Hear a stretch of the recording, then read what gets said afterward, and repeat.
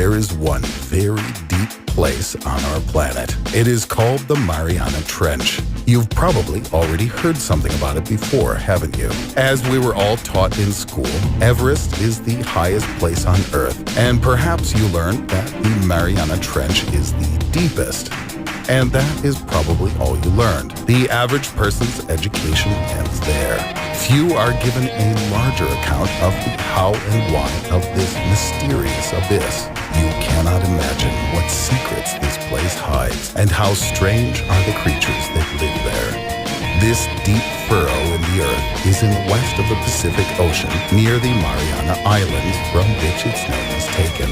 The Mariana Trench is a huge V-shaped trough, 1,500 kilometers long and more than 11,000 meters deep. Something as tall as Everest could easily be dropped into this vast and near bottomless channel, while still leaving more than a kilometer of water to the surface. And now about the inhabitants.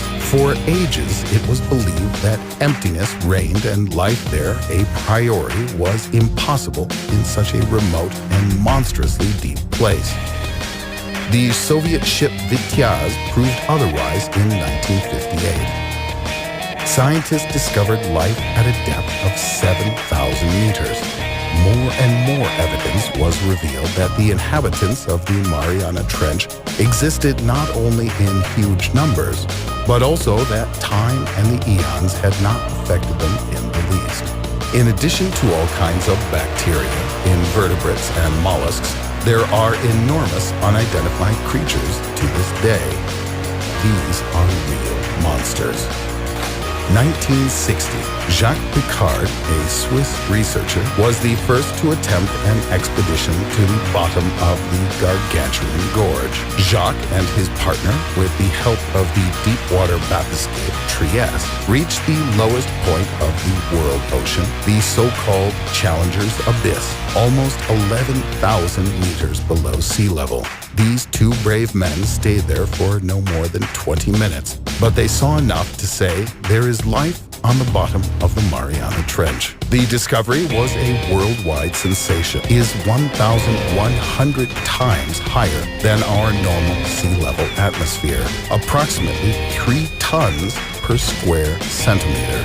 Even iron bends under such monumental forces. But the local fish somehow feel nothing. Huge clams and strange subspecies of fish unknown to science bizarrely thrive in such conditions. But the discovery of life at a depth of 11,000 meters is not the only thing that made this dive famous, or should we say infamous. Many years later, the records of Jacques Picard's logbook were declassified. The blood runs cold in the veins at the information found therein. The researcher records a terrifying event about halfway to the bottom of the abyss.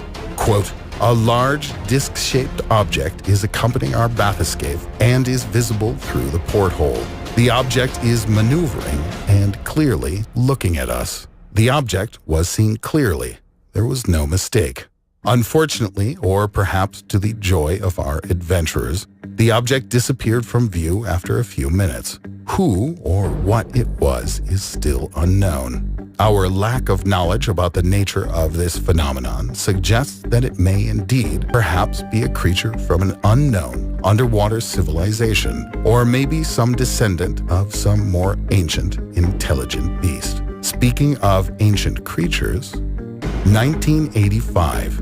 The crew of the American ship Glomar Challenger carefully studied the bottom of the yawning, crushing concavity, lowering the 9-meter ball-shaped device called the Hedgehog into the depths. Suddenly, the computer began recording the strangest sounds. The cables holding the probe stretched and stretched and stretched almost to the breaking. The researchers rushed to bring the device back to the surface to find out the reason for these strange happenings. They attempted to reel it in, but the Hedgehog wouldn't budge. There, in the depths, something held fast to the device and wouldn't let it go. Finally, after 3 hours of fighting, their machines could at last raise the probe. The unknown force had released it.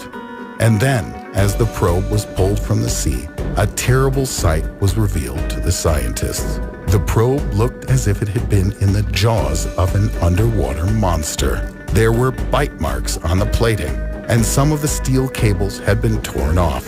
What kind of creature could have done this? The incident caused quite a bit of consternation. The condition of the cables and platform was simply astounding.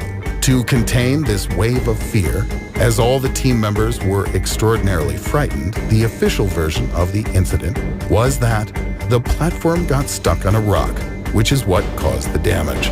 But the crew knew that there was something huge and enormously powerful there at a depth of 11 kilometers.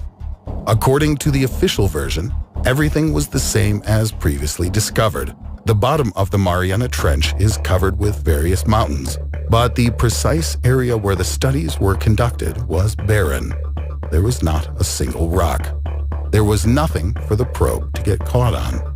If that were so, the onboard instruments would have alerted them to a collision, but that did not happen. And apart from the terrible damage, there were still those horrible, heart-rending sounds, which no one has ever explained. Later, biologists suggested another more sensational version of the incident after systematically reviewing all of the long-term reports from the researchers. Their verdict? That a giant relic, the monster Megalodon, damaged the cables and platform. This huge prehistoric shark, which weighed 50 tons and was 22 meters in length, is a long extinct ancestor of modern sharks. It was believed that they disappeared more than 1.5 million years ago. But if the report is correct, then Megalodon did not depart